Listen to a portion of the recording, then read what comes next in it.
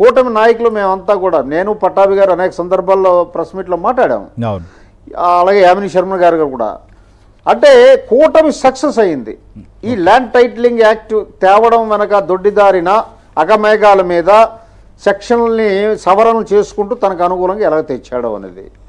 తర్వాత ఆర్థిక వ్యవస్థ కానీ సంక్షేమం పేరిట అభివృద్ధిని ఎలా ధ్వంసం చేశాడో చెప్పడం జరిగింది.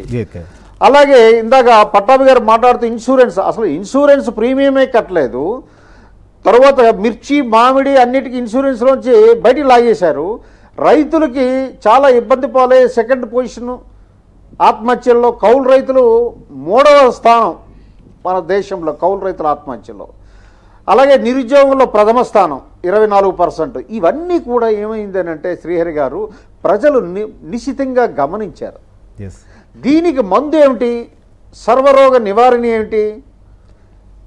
ఇమీడియట్గా 13వ తారీఖుని మనం వెళ్ళి, ఆయన ఏదో 130 బటన్లు నొక్కామన్నాడు కదా, మనము ఒక 2 బటన్లు నొక్కాలి అర్జెంటుగా. సో 2 బటన్లతో మనం సమాధానం ఇవ్వాలి అని మానసికంగా ప్రతి ఒక్కరు ప్రిపేర్ అయ్యారు. ఖచ్చితంగా ఇది ప్రజా విప్లవం, నిశ్శబ్ద విప్లవం. నేను దీన్ని సైలెంట్ రెవల్యూషన్ అంటాను.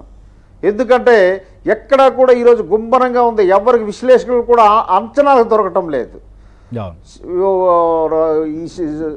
మన ఎగ్జిట్ పోల్స్ కానీ లేదంటే కన్సల్టెంట్స్ కానీ ఎవరికి కూడా నాడి దొరకట్లేదా? అలాగే ఓటర్లని మనం చూస్తే చాలా ఇప్పుడు ఒక ఓటు వేయడానికి కొంతమంది మనం చూస్తుంటాం, చాలా ప్రలోభాలు పెట్టి తీసుకుని వచ్చే పరిస్థితి ఉంటుంది. కానీ విదేశాల్లో ఉండేవాళ్ళు ప్రత్యేక ట్రైన్లు తీసుకొని వచ్చి గ్రీన్ ఛానల్ ఏర్పాటు చేసుకొని వచ్చి మరీ ఓటేశారు అని అంటే ఎంత వాళ్ళకి ఆ ఓటు హక్కు పైన ఉన్నటువంటి మమకారం, లేదా సొంత రాష్ట్రం పైన ఉన్నటువంటి ప్రేమాభిమానాలు ఇవన్నీ కాదా? ఖచ్చితంగా అది నేనేమంటానంటే అది డెమోక్రసీకి చాలా మంచి, మనం అందరం కూడా గర్వించవలసినటువంటి విషయం. కాకపోతే ఇక్కడ ఏమిటి అని అంటే ఇక్కడ అందుకనే దాడులు ఎందుకు వస్తున్నాయి శ్రీహరి గారు? అవును, అంటే విషయం వాళ్ళకి అర్థమైందో కానీ ఎక్కడ చూసినా వైసీపీ నాయకులు దాడులు చేస్తూ మళ్ళీ టీవీ ఛానల్స్లో పేపర్లో ఏంటంటే తెలుగుదేశం వాళ్ళు ఈ కూటమి నాయకులందరూ మా మీద ఎదురుదాడి చేస్తున్నారని చెప్పడం, ఇదంతా కూడా వాళ్ళ అభద్రతా భావాన్ని మనకు స్పష్టంగా తెలియచేస్తుంది. అంటే ఓటమికి ముందు ఏ రకమైన సైకలాజికల్ ఫీలింగ్స్ ఉంటాయో అవన్నీ వాళ్ళ నాయకుల్లో కనిపిస్తుంది. నిన్న అంబటి రాంబాబు గారు ఒక మాట అంటారు, ఎలక్షన్ కమిషన్ ఏం చేస్తుంది, పోలీసులు ఏం చేస్తున్నారు అన్నారు.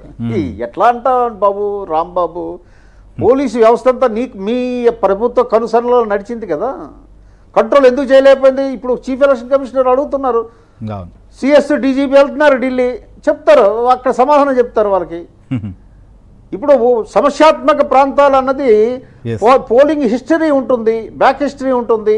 ఏ బూతులు ఎక్కడ ఏ ప్రాంతాలు సమస్యాత్మకంగా ఉండి police law and order problem రాకుండా చేయవలసిన బాధ్యత లేదా ఈ పోలీసు యంత్రాంగానికి కానీ డీజీపీకి కానీ?